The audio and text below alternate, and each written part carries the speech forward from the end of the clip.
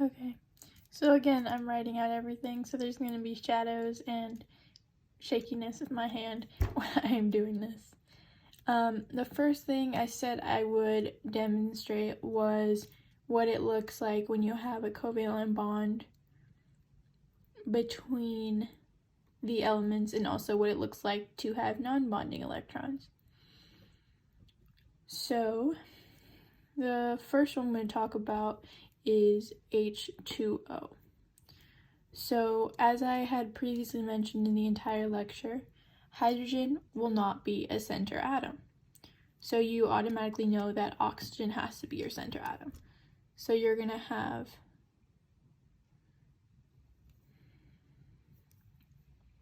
oxygen, and then you're going to have H and an H. Obviously the H's can't be bonded to each other because they have to bond to the O, since they can only have one bond. So in this case, we know that these two and these two have to bond in order to give O a octet. So we place one dot here for this and one dot here for this. But we also know that this here has 6 valence electrons on its own. So we're going to add one here and one here. And then you need 4 more. Here, here, here, and here.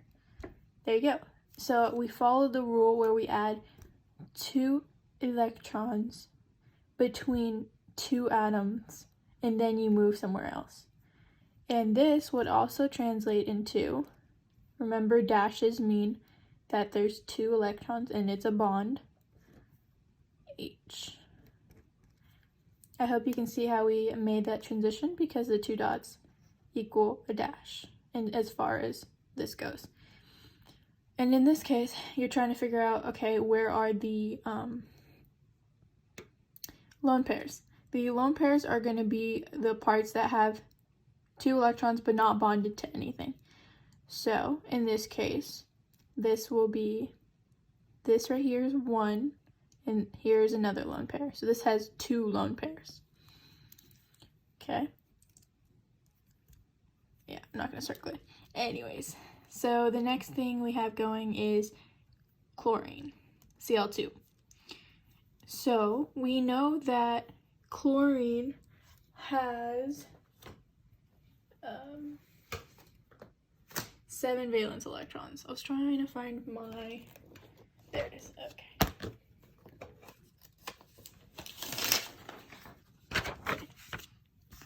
Chlorine has 7 electrons. If I had this numbered, it would be 1, 2, 3, 4, 5, 6, 7, 8. The middle right here does not count as far as main group elements. So, since this is in group 7, this would be 7 valence electrons. And since it's Cl2, that means it's 14. So right now I'm just showing you what it looks like to have a bond in between. So Cl, Cl. You have a bond because it's 2 electrons, meaning you have 6 left to put on the whole thing. So 1, 2, 3, 4, 5, 6. 1, 2, 3, 4, 5, 6. And that totals up to 2, 4, 6, 8, 10, 12, 14. And that is how many we're supposed to have.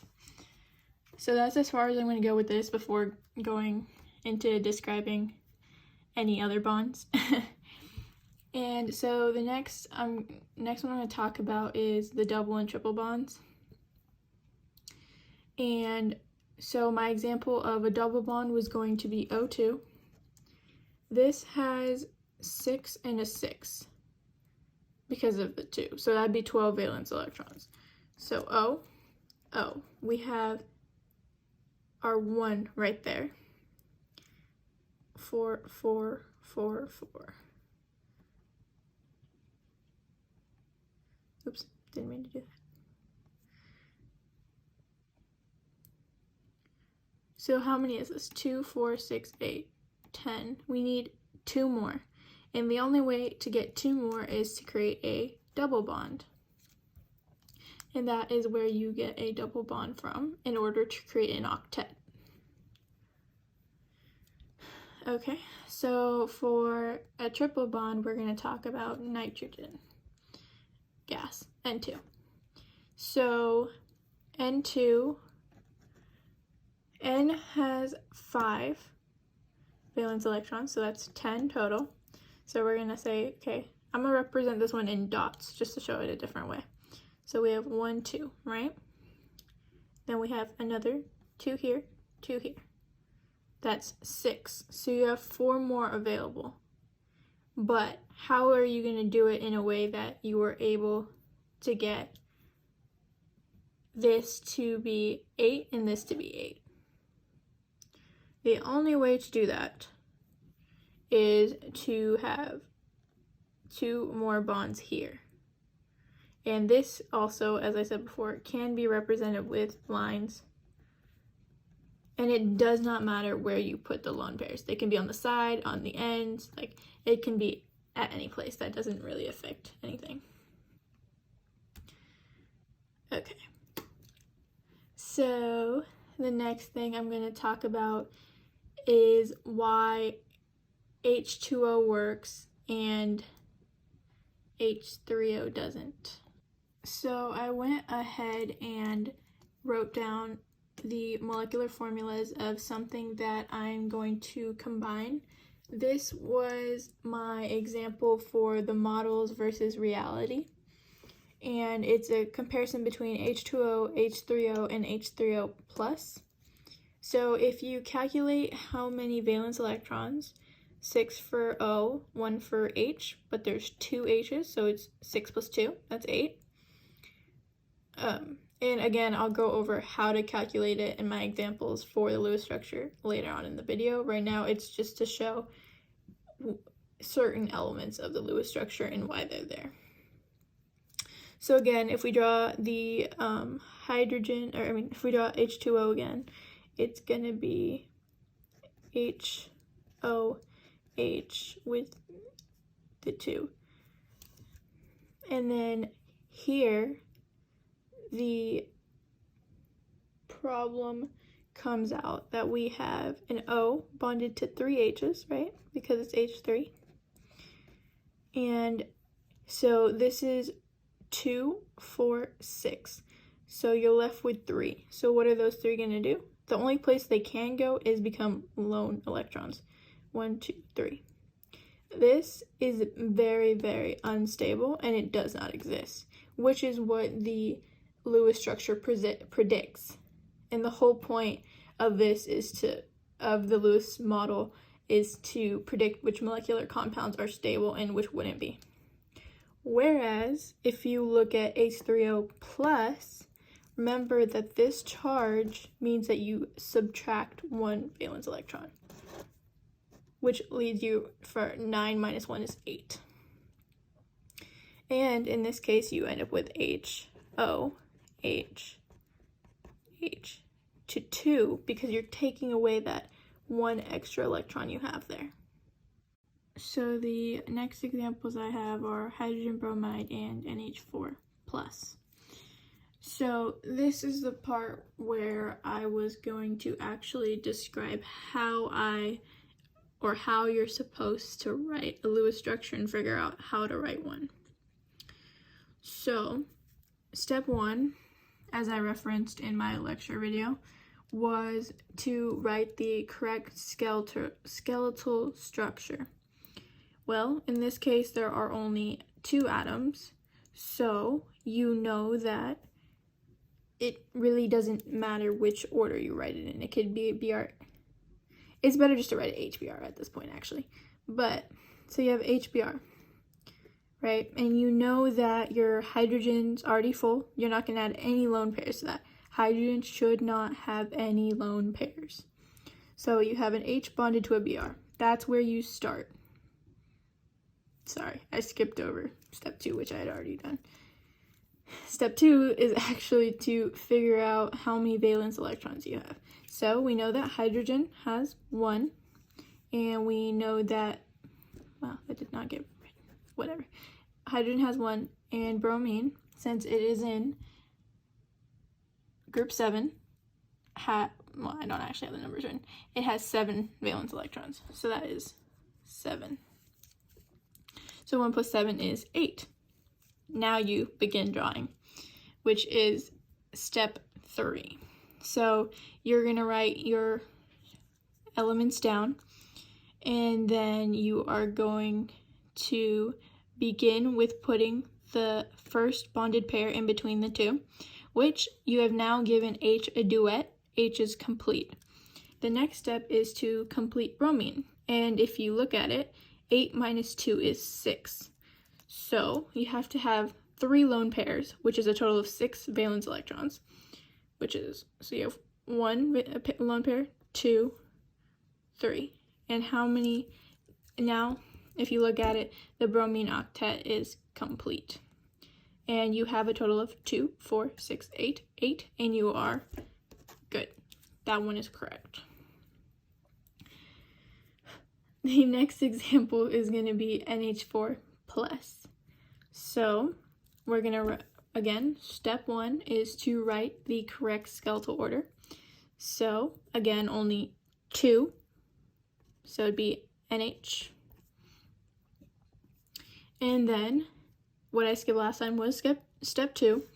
So we have here, N is 5 valence electrons, H is 1, but there's 4. So that equals 9. Then you have your plus charge, which means minus 1, and you get a total of 8. That is how I came to the answer of 8. So step 3 is when you are going to give this H a duet. So we're going to begin by placing our first bond, NH. And now, again, you are left with 6 electrons, which are going to have to go on N. 1, 2, 3, 4, 5, 6. There you go. 2, 4, 6, 8. That has completed that. You are good to go. Wow, I utterly messed that up. I did not. Nope, we're not. Okay. Let's redo that. NH4 plus. Okay. So we're going to begin from the very beginning together. So step 1, write the skeletal structure. NH, right? And then you're going to calculate valence electrons. 5, 1 for hydrogen times 4 is going to be 4. Minus 1 is 8 valence electrons. And wow, I messed up again. No, there are 4 H's. Okay. Jeez.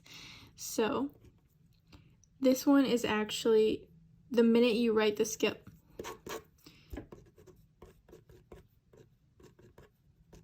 Wow, that was really bad. Okay. When you actually write out the skeletal structure without the bonds, you would have to realize that since there are 8, you're going to need to connect all 4, which automatically gives you 8, and there's no lone pairs. That is the correct structure. This was very, very, very, very wrong. Okay, so the next thing we're going to talk about today are resonance structures, which was slide 7 of my lecture. And the example for that is going to be NO3 minus, which is nitrate. So again, we're going to start with step 1. N, we know there are 3 O's, so 1, 2, 3. Then you're going to find out how many valence electrons. That's 5 plus 6 times 3, 5 plus 18, wow, my brain, 23, plus 1 because it's subtract, so that's a 4, or 24. And we're going to begin by creating our bonds, right? And so this gives us 6. So 24 minus 6, we are left with 18. And you can, as you can see, there's 3 molecules, so 18 divided by 3. All of them are going to have full octets.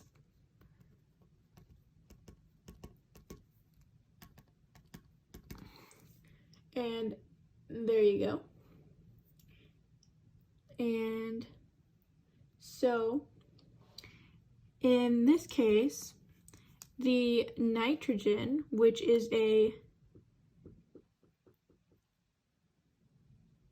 row 2, no, period 2, sorry, period 2 element, and that means it shouldn't have less than 4, shouldn't have less than 8, shouldn't not have an octet, especially because you have a bunch of lone pairs that you can attach to it to make it an octet. Ooh, got blurry. Sorry, okay. Sorry, that took so long for me to get out. Okay, anyways, so we're gonna start with our resonance structures. Oh, also, when you're drawing a Lewis structure and it has a charge, don't forget to add that you have a charge. So it'd be like that. You put the brackets and then a minus or a plus, whatever the charge is. So in order to make a resonance structure, you're going to begin again with your N, O, O, O. So, and you know that all of them have 6 lone pairs. So what you would do is move one of the lone pairs,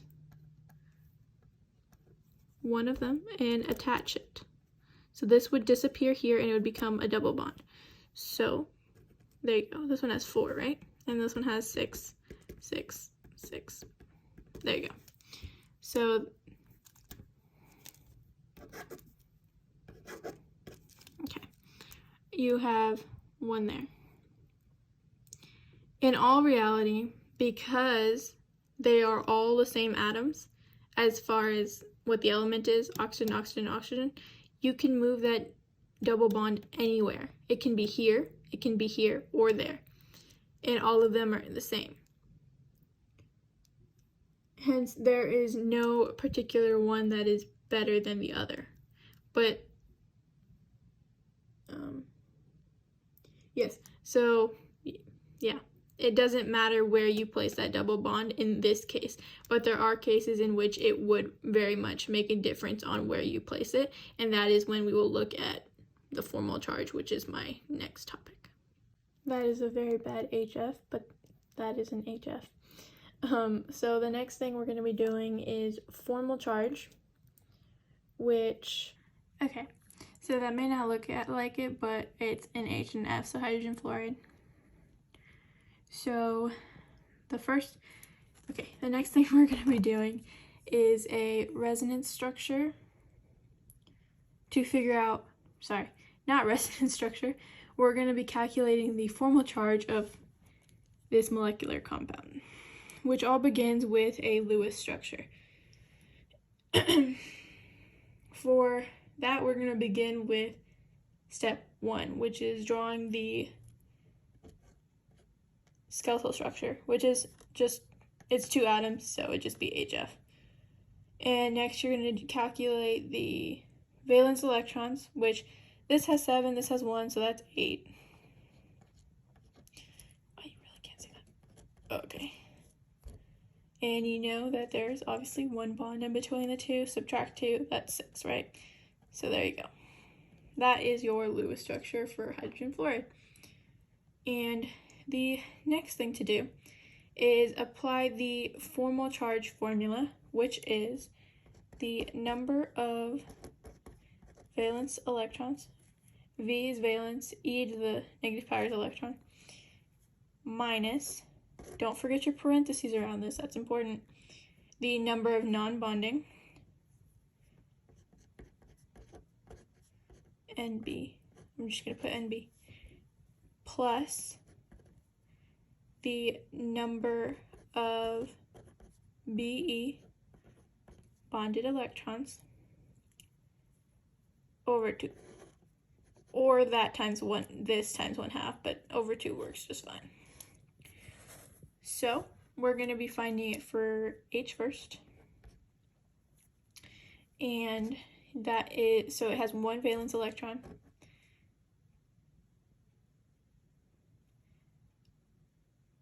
Minus, there's 0 unbonded, minus 2, because it's 2 bonded, this counts as 2. 2 over 2 equals 0. And F, it's going to be 7 minus, we have sorry, this should be a plus right there, because this is going to carry over and that'd turn into a subtraction sign. So this would be 6, because you're going to go 2, 4, 6. Remember, each lone pair is 2 electrons. So 7 minus 6 plus, there's only one bond here, so 2 over 2. If you calculate that, that's 7. So equals 0. So your charge for both of these is 0.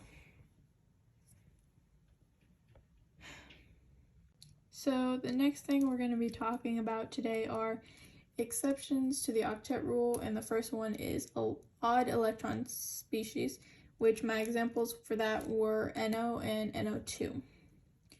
So we're going to begin with the Lewis structures as always. Draw the skeletal NO.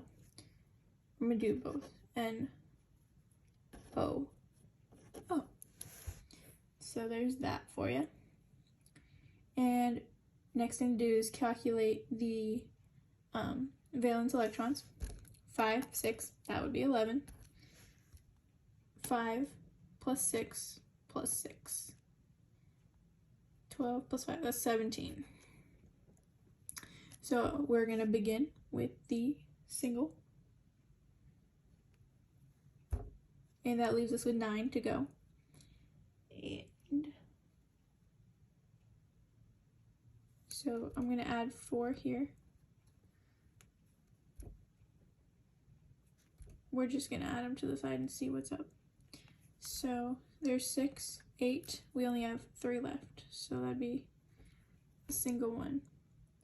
But you can at least give this one a little bit more by moving one of the lone pairs into the center. So you're going to have, again, NO with the initial, and then we're going to move it to a double bond because we're going to take one from here, which creates 7 over here instead of 5, which is still better than what it was previously, even though it's not the ideal. But of course, this is an example of an exception, so we knew it wasn't going to be perfect. So this would be the final. This is when you would have an exception. But this one is fine, it's just the N. On the next one, of course, we know there's 17 valence electrons. You're going to draw your initial.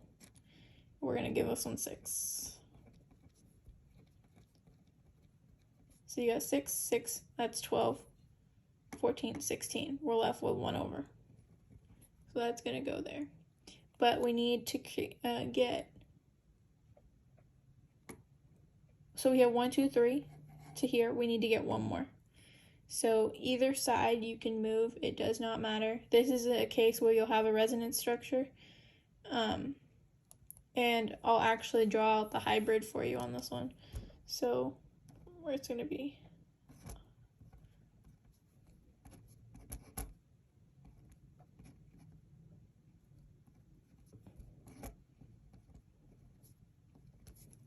So if you can tell, I just moved one of the lone pairs over here. It always has to be an equal reaction. So if you take one here, you got to add it back here. It can't just disappear. And you can't just add one out of nowhere. And so this also goes into O if the double bond was on that side.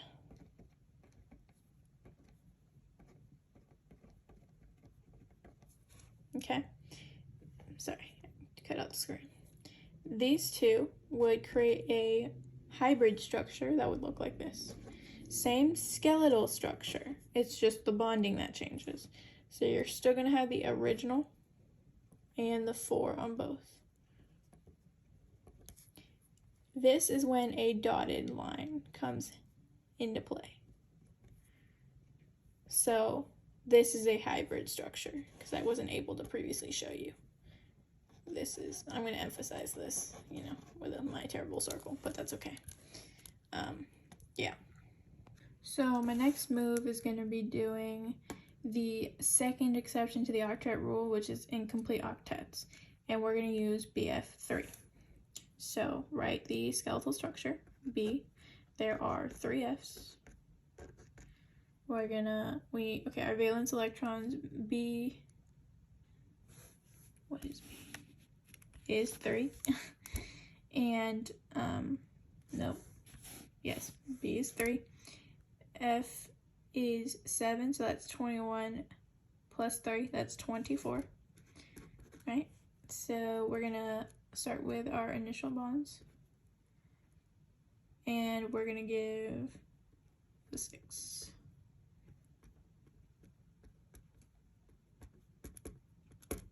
Okay. So if you count it up, 2, 4, 6, 8, 10, 12, 14, 16, 18, 20, 22, 24. That is as many as you can use. And the thing is, you could technically move one of these down here, one of these down here, one of these down here, whichever, they're all the same atom, so it doesn't matter where you pull it from, and as long as you put it in the same area. But that would have a higher formal charge, or the formal charge of boron would be a negative and this would be a positive, and fluorine is the most electronegative element on the periodic table, so that wouldn't be the right way to go about it. The next thing would be our last and final, which is the third exception to the octet rule, which is expanded octets, and we're going to be doing that with SF6. So skeletal S, 1, 2, 3, 5, 6. And then we're going to go with our valence electrons. S is 6, F is 7, 7 times 6 is 42. 42 plus the 6 is 48. So let's just write that down as a little reminder over here. Then we're gonna, I hope you know by now that I'm following the same 4 steps and I'm kind of pointing it out, but less and less each time, just because I feel like it will get repetitive at that point. And sorry if the phone shadow is getting in the way. I'm kind of holding my phone a weird way. But yeah, so F, we're gonna bond we're gonna do the 1 bond in between, and 6 times 2 is 12, so we have 36 valence electrons remaining. And luckily there are 6 elements, so you can divide that by 6, and that equals 6 per, which would give you octets on each.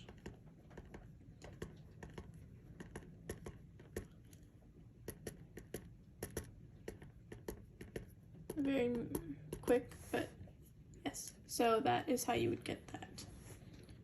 The next part of my lecture that I'm going to discuss is the VSEPR theory and the shapes, but I'm actually going to use the book for this because they have perfectly good examples of each and every shape, and it'd just be repetitive to draw it out.